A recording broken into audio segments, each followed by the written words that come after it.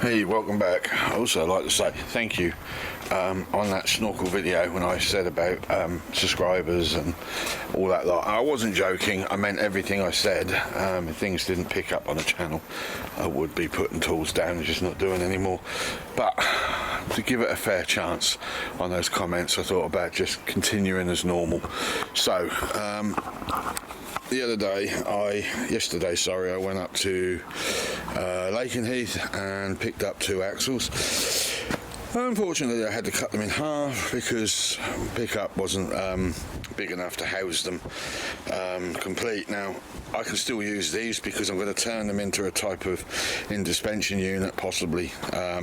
Reason for that is I want a little bit more clearance in the middle underneath the trailer. I might even be able to get away, you see, with putting a water tank under the trailer. So that's kind of what I've got planned with that. So yeah, we're still thinking about that one, but in the meanwhile, I'm in a lot of pain at the moment. I've got a knee and foot issue going on, and I don't know what the hell it is. The doctors don't know what it is, so I haven't been able to do much. I mean, this morning I've taken ibuprofen, paracetamol, anti-acid pill, all that lot, just to calm that pain down, and it still hurts like hell. Anyway, the trailer is for this. I've still got a lot more to do. I've got to seal up the rest of this. I mean, if you look here, all of that there, I was going to fiberglass that all up, but with the challenges I got with a grumpy neighbour, I just figured I'm going to get moaned at. Not that I'll take much notice of them, but there is an easier and quicker way in doing that, so I'm going to do that instead.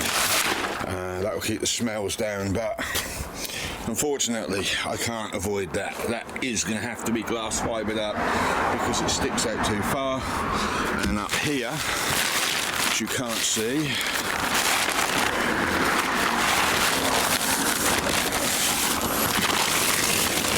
you can see that, but there's a centimetre overhang on that as well, and that has to be addressed with fiberglass, so there's going to be a bit of smell coming off. We've got to cut all the way up to there, we've got to pull that in a little bit, and then we can seal that side up. I'm going to put some checker plate angle down there on both sides, and I'm going to put a piece of trim across there eventually, and that is all the trimming and fiberglassing on the outside that I'm doing. After that, it just requires some paint, which I will probably roll on, but I want it on the trailer first. Now, we did speak about how heavy this was to whether it could actually go on the back of the truck, and I'm still convinced it can, but I have a dog, and that's the reason for the trailer, because I want to build a garage space under this bit here. Several reasons behind it. If the wife's coming with me, she needs her mobility scooter under here, tucked away in here. I'd like to put an electric push bike in here for myself, even take my moped with me, because it turns out, I don't know if any of you know this, but a lot of you are over 50, I think, on my channel. If you've passed your test before a certain date, you're actually fully entitled, and check it on, you can verify this by checking DVLA, but you are fully entitled to ride anything up to a 50cc, not that there's anything below that, up to a 50cc with no L plates and no CBT test for life if you've passed your car test before a certain date. So if you're at my age and you're kind of reminiscing about the days of mopeds when you were 16, but you don't want to do that dreadful, expensive, over-the-top CBT, you don't have to if you can put that with 35 mile an hour. To be honest with you, locally getting your shopping and stuff like that, who needs 65 mile an hour to nip down a mole down the road if you've got a moped that can get you there cheap as chips? So yeah, I'm planning to put a moped in this. I've got a 70cc in the shed. I am going to do the CBT for that anyway, but I was planning to have a hunt for a decent 50cc that can be tinkered with a little bit, if you see what I'm saying, to go in here. I have no intentions in doing a bike test. I know I've repeated that, but I've got people watching that wants me to be on the road, and I don't want to be on the road. Unless it's a trike, then that changes things slightly. I'm going to chop that thing up, I think. I need some spare parts off that anyway, so that might get chopped up. That performed admirably yesterday when I went up to Lake in Heath. It got me there and back on 20 quid, and I floored it all the way up there. They were all back roads, and I took my time coming home with all that weight in the back. There's like 4 wheels, 4 half axles, plus the hitch point, which was quite heavy, all in the back, with all this drag, wind drag stuff on here, you know what I mean, all of that lot on there. It was brilliant. It did me proud. 220,000 miles on the clock, and it didn't miss a beat. And people slag off Navaras because they snap in half, but once they're welded, they're really good cars. And I'm glad. I'm glad we repaired the pump. I just don't like the price it costs to do it, but you know what it is. So we've got more to pick up on that at a later date. Right, so I'm now off down the yard because I need some steel. I'm out the front because next door's got its ready radio on and that messes up copyright. So I need some steel. I've got to make up a frame now. So I'm probably going to get some box steel, and I'm going to ride that on top of the plates and then weld that on, and then a piece like that one there to go under, which will be triangulated off. I'll either weld the axles back together, which is possible to do, or I'll put a plate on the end, cut them even shorter, put a plate on the end like an angle iron, and then that can be attached, providing I can get the geometry right, which is the tricky bit. That'll all have to be welded up and cut on the patio, I'm afraid, because that's the only flat bit of ground I got. Okay, well, the metal is obtained, as you now know, and or don't know. I can't really remember where I'm at on the video, to be honest with you, but we are 6 days later. I've now finally got control of the pane in that ready foot. Don't know how many damn pills later, so now we're going to attempt the cut. When I got this, when I had that given to me, that's all, I wasn't particularly too keen on it, because I felt that it was trying to do too many different jobs and it maybe needed to concentrate on one job. But the point is it's meant to be doing more than one job. That's its whole purpose, and I wasn't particularly keen on it, but I've been using it now for a while. And I'll tell you now, that's actually a better saw than I gave it credit for. I didn't say before because it was a gift, and you don't slag gifts off. That's not how it works, as you know. And I thought, I don't know, maybe I'm gonna use the other one. No, this has turned out to be actually a better saw than I gave it credit for. I am very impressed with it. I wasn't at first, but I am now.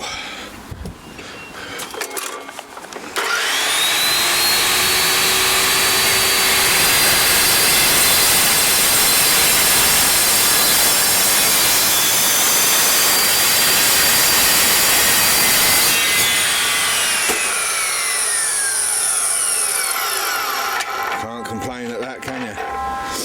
Anyway, yeah, that's galvy that I'm using. I don't like welding it, but all the other metal that we had down there was rotten, and I just couldn't be asked to sit there and wire brush this stuff back, because I'd be there for fucking ever, excuse the language. And I just thought, you know what, most trailers these days are made of galvy, aren't they? It's a pity the axles aren't, but you know what, galvy it is. So we've got that piece. These are all my small cross members that are going through the middle. We've got 2 larger pieces. I am not convinced these are going to be strong enough, if I'm honest. I'm trying to build an extreme trailer, I have my doubts. But anyway, what I'm looking for at the moment, desperately, is a series of UPVC windows, because these leak, because I did not think this out properly. You got these, you can see the gap there, look, water gets in there every time, top and bottom. And I'm thinking, you know what, one UPVC window would be harder to break into than those stupid little aluminium things. Take the glass out of the frame, which I'll show you how to do. Cut some perspex, glue the perspex to the frame, put the perspex window, double glazed I might add, back in, pop the beads back in, and I've gone about this a little bit different from how you would fit them in a house. In a house you cut your hole out, quite literally. Look what the dog did to that net. So you cut your hole out and you screw through. You put wedges in. I used to fit these for a living, and you put wedges in until you got it where you need it, and then once you screwed it all in, you then put cement down the gap, or nowadays I use spray foam, but we use cement, and then we'd put the bead in all the way around if need be, which I've done here and up there, and that's how you do it. But I don't want to do it like that on my camper because I'm concerned that with the movement of the vehicle may not work. So what I did on this one, this is the double glazed window frame. Now you get to peel that off, it's dead easy really. You just get a scraper and you sharpen the edge up, and then you just push it through and it will just break once you took tape off. And then you just get some perspex and you just glue it straight back on top. It's as easy as that. The window itself, I've got a crack here. There's not a lot I can do about that. I haven't got any of the specialist glue that they use to glue this in, but we do need to find a way of gluing that back down somehow. But the pressure of it being pushed into the gap should be enough. So if we sand these edges, corners out, cut all these screws, then I should be able to push that in, and the outside edge, which is this bit here, that will just require some sealant. I mean, you've got air vents there, they're meant for drains, but we can run sealant around that, or just seal underneath and just run a series of screws through with some screw caps on top to hide it all up. And it's plastic. One of the things I'm going to experiment with is plastic paint spray, sand it all back, put a load of that plastic spray on, and then paint them black in order to kind of lose them within the thing. The thing is, you see, they're so much harder to break into than camper ones. You can still get in and out of them if you have to in a hurry. Oh, what's he saying? Nothing. Stupid dog. Anyway, we have a frame. So tomorrow, already cut those down. This is actually wider than your average caravan, as I've already discovered. So instead of joining them back up like I was originally going to do, I have now gone with my very first original idea. That don't make no sense. Anyway, I cut them down. They will be welded on via that surface across there, and we'll put that in. We'll cut some 6mm for extra strength, and then we'll lay that section there underneath, onto there, and then we'll brace, and that should be all I need to do. Originally one was going to go here because I want the wheel to sit roughly about there, and I want the other one to sit roughly about there, but I kind of cocked up a little bit, so I'm just debating because I've only got these two bits left. Even if I was to cut that little lot off, I don't think I have enough. The only thing I can think of, maybe, because I'm going to cut my triangulation, instead of doing a degree cut there and folding inwards, I've decided I'm going to go across to there and down, because I don't actually know where this is going and how far I need to I think the hitch needs to be about that distance away. So if I cut it off there, that will leave me with quite a bit of metal to play around, and then I might be able to get away with that one. So the first one that's got to go on is this one here. We get that one on first. No, we can't. No, we can't. We've got to do the triangulation, and something went wrong. I don't know if that bar is bent. Wouldn't surprise me. So we've got to correct that as well. So we're going to measure from that end to here on both sides, square off, chop it off, cut fold. So we've got to measure the width, cut that width in half on the more progress.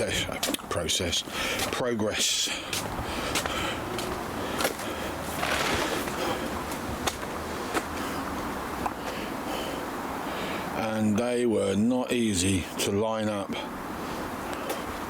I've got one concern on one of the axles that's been proven to be a little bit of a pain in the butt, and it's this one. The rest of them are pretty much there. This one has an alignment issue of about 4 mil, 3 mil. We had 3 mil. When you put your bar across there, there's a gap this side of about 3 mil, and I keep shunting the damn thing around, and it's just annoying me. So I might have to cut them again and push it back in order to get that aligned, because I had to pull it forward, and now I'm realising that I might need to go back because I didn't line that one up properly. Not easy. I fluked them ones. Don't ask me how, but I did. I fluked them. Basically, I put a piece of metal across to here so that butted up underneath there. So a piece of metal there, and I welded them on. Now they're only lightly tacked at the moment. There is a lot more to do as yet before anyone sits and says, you can't have it like that. I know. One of the other problems I'm going to be facing is side-to-side movement, potential movement. So the next thing to do, I'll go down the yard again at some point, and I've got to get a piece of steel that can ride across the top and come down an angle here, and the same to the other end. That'll help support the rest of the framework. And then I need to put some stop blocks in to blank off the hole so I don't get water in there and that rots it out. And the other thing that needs to be done is I want to add 2 steel supports, one coming from here and going into the middle there, and that will stop the side slop if there's any. I'm not expecting there to be, but you know, let's just be safe than sorry. Well, apparently we've got a big storm coming in today. Scotland is copping 80 mile an hour. I've now run out of gas anyway, so I've put my plates on, as I said I would do. I've just got to get the grinder now and clean everything up. But I ran out of gas. I had a crack with an arc welder, but I'll be honest, that didn't go too well because I ain't used one of them things in a long while.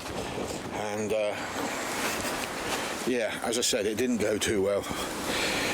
So that's kind of put the kibosh on welding the A-frame on, because I was going to use the arc welder to do that, but because on where I did it elsewhere, well, it doesn't matter that it didn't come out. I managed to MIG weld better on one side. I just wanted to try and seal up the area so water didn't get behind it, which is on here. But no, I'm going to have to chip off all the what's it off the arc and go back over it again, I reckon. Anyway. This is where we got it. The plates now need cleaning up. I've now got to shoot down the yard and grab myself 2 pieces of very small box that I can weld on top of these and bring it across and down, and then a couple of struts, and then I need to go down to a place to get my gas sorted out, get that bottle refilled, and then I think, providing this is not out of shape, and I mean we won't know till we put it on the concrete, we'll be there. I'm just hoping that it hasn't welded up like a figure of 8, you know.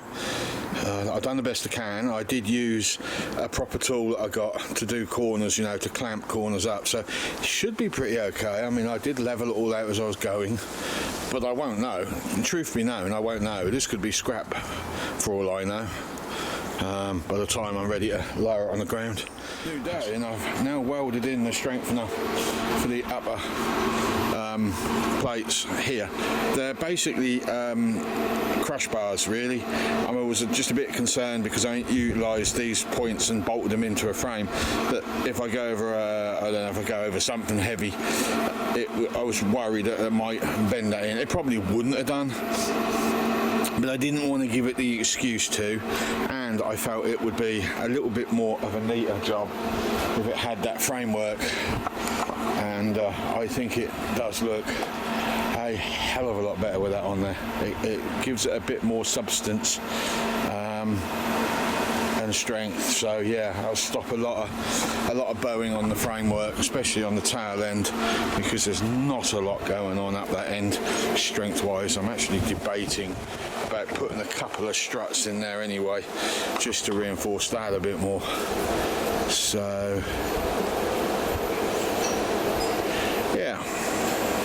happy with that, if I'm honest. So now I've got to do the same on the other side. So I've got to put a piece of angle iron across, draw a line like I did here, and cut, get that tail off, or that tab, and then it's just a question of putting the angle iron under, putting the steel tube in there, and then welding it, and then using the heat. I cut that one, but that one I used the heat. I'll do the same on that, I'll cut, and I'll do the same what I did over here, but on the other side I just pulled it down and welded it on, because I just didn't see the point in trying to bring it flush, because if there's any water in there, how does it escape? There's going to be pinprick holes, guaranteed, so how does it escape? Not only that, if I decide to put some tail lights on this thing and I don't want to put them on the wooden body, I can actually slide some metalwork into the tubing and bolt the lights onto that. So the only thing I might have done is cock myself up a little bit for my A-frame. I should have put that on first, because the A-frame is going to go across to here, and then it's got to go under here, but I've just got a feel it's going to hit. I may have to cut a section of that out. So both sides finally done. I've been taking my time over it, drawing it out as long as possible. I still can't make my mind up though whether to fill in those triangles or not and box them off, like gusset it down the middle and then 2 triangles each side to tie it all in. I haven't really figured whether I want to do that or not. Everything else is pretty much there, and I've now started to put the drawbar in. So I've done a centre line down there, centre line there, run a piece of string down, and I've took this as my centre, measured them as well, and that is centre, and it does appear with the square there, look.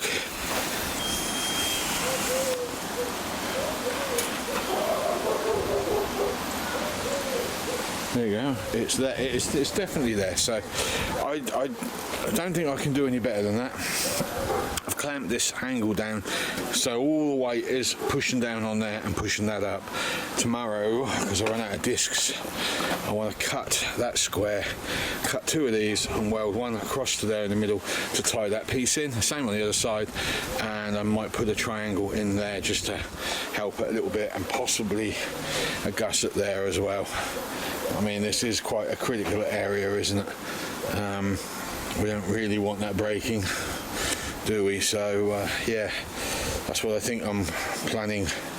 I haven't been able to weld this inside edge in there because I can't get to it, so, but it's going to get welded underneath each side, but I just feel it might need a bit more. Now, the length of the drawbar is quite important on trailers because it's all about stability versus manoeuvrability. A short drawbar will give you good manoeuvrability. So if you're in a, say, like a woodland and you're going around a track or something, you'll get round it a little bit better if the drawbar is short, because you've not got half a mile hanging from behind. However, saying that, these corner pieces may get in the way, so full turn and circle could be a problem, I don't know. However, a long drawbar, that's just so I brought that out to here, which is almost the length, half the length of the trailer. Whatever I put on there will stay fairly stable when going along at high speeds, like 50 mile an hour high speeds. So I've opted for a drawbar that's half, well, it's the full width between this point here and this point here, the whole thing. So I'm hoping that'll be fine. I need to give this a test run before I do anything, really. I don't know how this is going to perform, and for all I know, it might be bent up and out of shape anyway. So, right, as you can see, it is built. I put it like this, all the underside has been welded up now. I'm a bit worried that the frame's twisted. I won't deny that's worrying me quite a bit. I'm not sure how easy that's going to be to pull back, if I can even pull it back, but we won't know until we get it outside anyway, so there is no point worrying about what can't be worried about, what I don't know at this point in time, if you see what I'm saying. So A-frame is all on, just got to turn the hitch over the other way. I've got the cable for the 2 front ones welded in. I'm not bothering with the back ones. I may remove that back cable anyway on that side, keep it as a spare because that one's missing. We'll see what happens to whether I want to put the other one in. There's not a colossal amount of weight going on. It's just not like I'm building a car transporter. It's to put the camper on, and it's to use it for any other use that might come available to me. Putting the car on is not one of them. Trike possibly, depending if I actually decide to board the top off. As yet I don't know if I want to, so we'll see, won't we? I might make this a permanent thing and use it for a couple of years and so on. I don't know. I genuinely don't know. So the next thing to do is now to turn it over and get it outside the front. Obviously, I ain't going to be able to do that on my own. This thing is heavy. The last one I moved with me and my lad, we struggled. It was one axle, Alco frame, a couple of box sections welded in with scaffold boards. That's all it was. And that on its own was heavy enough. That was for a trike show at Copdock Motorcycle Show in Suffolk. So no, that was heavy, and I was in my 40s. I'm now in my 50s, coming close to my 60s. There's no way I can move this on my own with my lad because he's just not strong enough.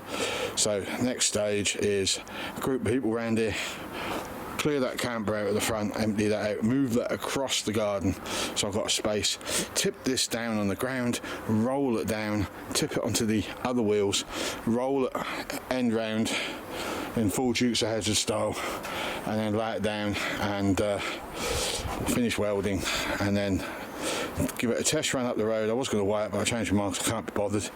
I don't care, you're just going to have to guess what the weight is. And then we'll give it a test run and make sure it don't fishtail or play up or whatever, and then we'll lower the camper body on top.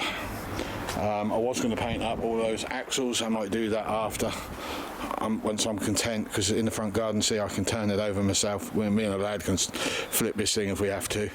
Right, well, I was hoping to get this out tonight, but it ain't going to happen. I've got at least 3 people coming who I don't know who they are on Monday evening with a bit of luck, so we might as well forget about that for the moment, because there's nothing more I can do with it. And I think what we need to do now, so in the meanwhile, I think we better clear this thing out. Plastic's all trashed anyway. These windows leak. I have found a window in Norwich I might chase after to replace those shitty little windows, if it's still available. But we've got to get all this out because it's heavy, and I've got to find somewhere to put it on top of all the other camping equipment from other projects that I've saved. Man, I need to go through what I got. But the beauty of all of this, and this is, I am so excited about this because look, it ain't going to be going on this. Even though it was made for it, it ain't going on there. At this point here is this point here. So you've got all of this going above the cab. This can take it. That trailer, when it was in bits, was on that roof, and the sway hardly any. Okay, so I know stability wise this will be good. We've got the airbags as well if we need them, but look, we've got the dog. So the plan is quite simple. Where this window is, there's a window there. I'm going to cut that all out roughly to about the height and size of that table. So the window's coming out, I'm going to blank off each end, and I'm going to put a doorway in, which is going to be a removable door. And then the dog has got the freedom of this area, and he can get inside there as well, which is going to be an almighty space. Because once I've pulled out the stuff that we need, like a scoot, bike, other stuff, he's going to have this whole room to himself. We'll have a fan at the front, gently blowing air in, and we'll be going from there. So that's the plan on that one. The sides, well, if I've done my calculations right, I'm not sure I have. I think the trailer might be wider than it needs to be, but if I've done my calculations right, we can build a storage box down there, accessible from the seats, either from the floor end or above. This is going to be permanent, by the way. It's never coming off. I've made my mind up on that. And then the gap we've got here, at a later date, not now, but at a later date, even though I've put all this in, I might put some kind of fold away table or workbench that comes out here Yeah, and then I might put that portable sink or get another one, put it there, and on the other side, because there's room, I might put a rack across here to house all my jerry cans and other spare parts that I want to take with me. So yeah, it's going to be 100% full-on adventure trailer. Garage at the front. I was going to put some roller what's-its in for the door, but the wheels are in the way. But not only that, they're heavy anyway. I've done that before on a motorhome build, and they are very, very heavy. So the door is knackered. That didn't work out. That's coming off. I'm going to get some aluminium angle. I'm going to square off all these curves, and I'm just going to build a door very similar to the one I built originally to go in here, because that door I got around the back is going to be the door for that area there. So the wood fascia will be inwards, the fiberglass will be outwards. There'll be 2 locks on it. So if we ain't got the dog with us, or I might on my own, you know what I mean, that's the plan on that one. These little spaces here are going to house electrics, both sides, and there'll be a checker plate cover go over the top of that. And yeah, we just got to build the box, which is awkward because of all this little lot. So we've got to sand this all back. We don't need to worry about this lip anymore. That's no longer going to be a problem, whereas before it's been beating me up wondering what to do about it. So I think I'll get the sealant out in a little while, and I'll seal all the way along there, get that sealed up so the weather doesn't penetrate it, but we won't do much more than that. And then as you can see, it's like here, it's really bumpy. It's not good, but we'll get some polyurethane sheeting put in there at some point. I think the weight of the roof is pushed down a little bit, so we're probably going to have to put some blocks, hammer them in to lift that. We don't have that problem on that side as much, but we do that side, and there is an extra window to go in. So we've got a window to replace over there, we've got a window to put in over here still, and we've got to replace that window. That one doesn't leak anymore as it did before. Those two are tragic. That bed space will get soaked because what happened is, instead of putting the windows in the way they were meant to be, the way they were designed to be, which is a slide up and down, I went and put them in sideways. Well, you see the gap in the frame, that's where the water is coming in. Now I can get around that on that one by putting a trough along the top, a plate, but I can't get around that one because the moment the water runs down, it gets into the trough of the window, comes through, and then is straight in and soaks everything. The only way I can get around that possibly, and I don't think that would work anyway because it's not sealed underneath the wood frame bit, is to put a plate, aluminium plate across the bottom and then drill some holes for it to flow out. I had exactly the same problem with this window.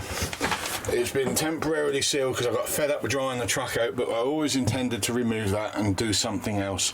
The bit I'm pissed off about, when I scrapped the lorry, I had 2 windows I could have used. The perspex was broken on the inside on one of them, but they were still good enough for the job that needed. I could have put one there and I could have put one there. I didn't. And then to finish my week off, a few months ago I was down the yard and there was a Mazda Bongo or whatever you call them turned up, which had some windows in it as well. I could have took them out. I thought they were going to sell the whole car. Door's got to come out. All this crap has got to come out and be boxed up. I'm going to have to stash it in the house to the delight of the wife, and then we'll work out what we're putting back and not putting back. What I don't use will get thrown away. What I will use will go in here. It's like the water heater, for example. The water heater can now go in the garage space up here. It can go in here. I don't need to clog up all this area here. The fire can now go in, like I built a wood burner, so there'll be a chimney come out there. The night heater can go in there and be plumbed up to here. So, and I found a bloke that sells portable air conditioners, so I'm even debating about buying one of them and plumbing the outlet pipe to the outside, and then instead of taking the lid off, which has an angle, and putting a plate on top with 3 pipes so I can move the air around the van so it gets inside there, around here, and at night time, if it's too hot, because it does get hot in these things, we can shut all the doors and windows and we can turn that on and we can get this temperature down, and that'd be lovely. wake up in the morning to a decent ambient temperature, you know, like 20 degrees, 21 degrees, 19 degrees, sorry. And then we open the door and wallop, the heat hit you. You know you've done well. So yeah, toilet's still going to go there as planned. I've got a small window I'm going to fit for that somewhere. I might go on this fascia here, actually thinking about it. You see what I mean? Look, since I took all the backings off,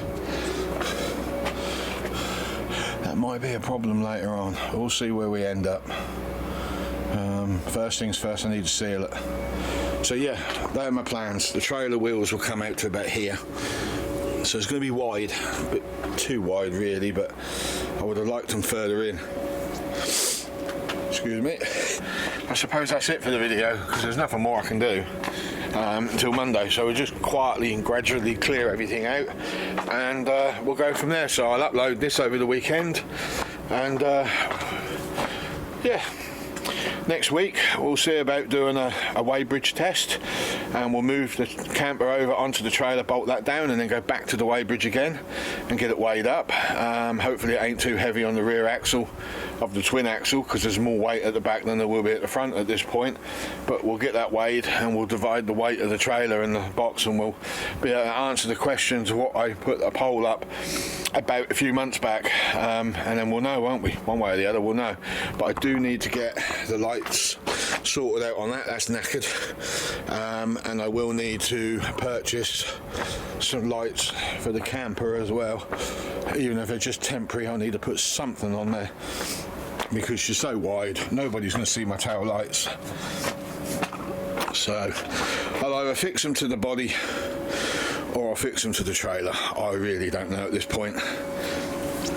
Anything will work. Jesus, I can even get some lights off an old fire engine if it comes to it, if it really, really means anything. So, yep. Okay, you have a good weekend, and I'll see you next week. Take care.